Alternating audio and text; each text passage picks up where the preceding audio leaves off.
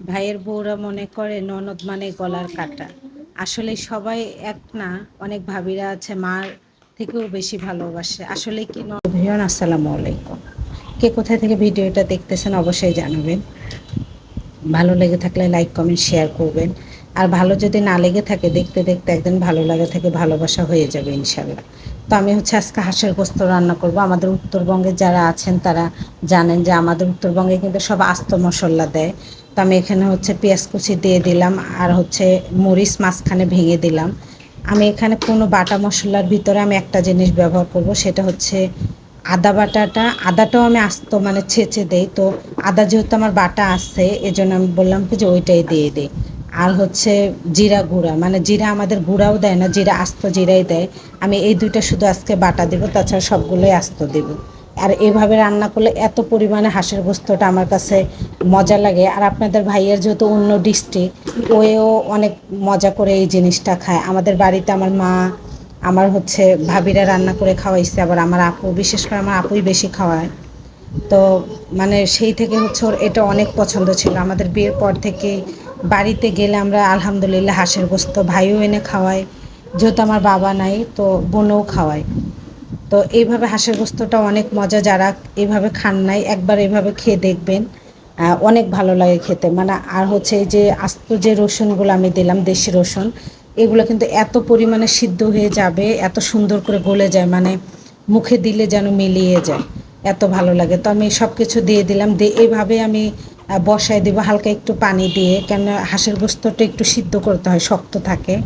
তো আমি চুলায় বসিয়ে দিচ্ছি।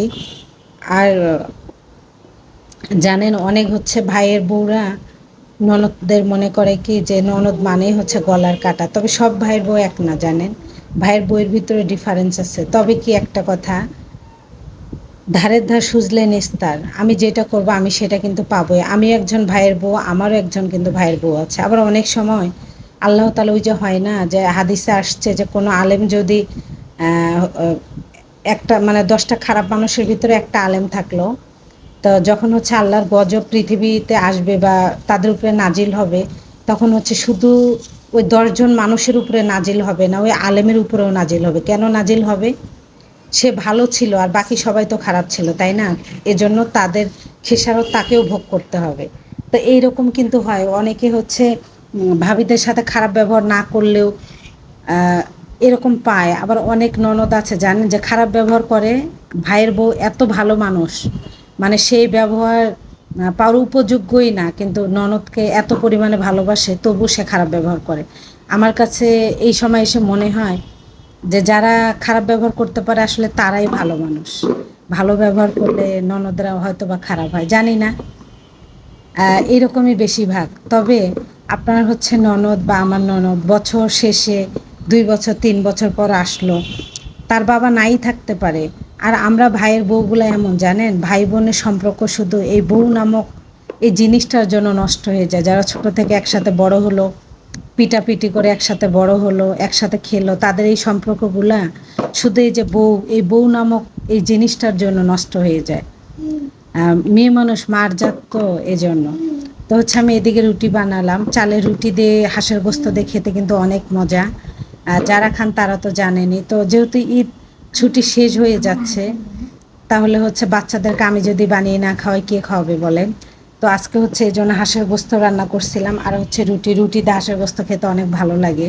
তবে আপনার ননদ যখন আসবে, আপনার স্বামী বাজার করে আনার মালিক, আপনি হুকুম করার মালিক। আপনার হাজবেন্ড শিখিয়ে দিবে না যে কিভাবে তুমি ননদকে আদর যত্ন করবা। এটা যার যার কি জানি বলে এটাকে, মনের ব্যাপার। তবে কি জানেন, অগাচার আল্লাহ জোর দেয় বেশি, হিংসা মানুষকে ধ্বংস করে দেয়। এটা প্রত্যেকটা ননদের অধিকার, ভাইয়ের কাছে, ভাইয়ের বইয়ের কাছে আদর যত্ন পাওয়ার। বছর শেষে যাবে, এটা সবারই পাওয়ার। তো বাচ্চাদেরকে খাওয়াইছে আপনাদের ভাইয়া। আমার লেট হয়ে গেছে, এখন বেজে গেছে 3:30টারও বেশি। তো এই যে রুটি আছে, দুই সাইডেই রুটি আছে, তো একটু বেশি করেই বানাইছে। আমার বাচ্চারা তো, যারা আমার রেগুলার ভিডিও দেখেন, তারা জানেনি, ওরা খেতে চায় না। তবুও কিন্তু আমার হাঁসের গোস্তটা, সব থেকে আমার হাঁসের গোস্তই বেশি পছন্দ। মুরগির গোস্ত বলেন, গরুর গোস্ত বলেন, সব থেকে আমার হাঁসের গোস্তটাই পছন্দ। তো অনেক তৃপ্তি সহকারে খেলাম আলহামদুলিল্লাহ। আল্লাহ আমার রিজিকে লিখেছিল। তো সবাই ভালো থাকবেন। আল্লাহ হাফেজ।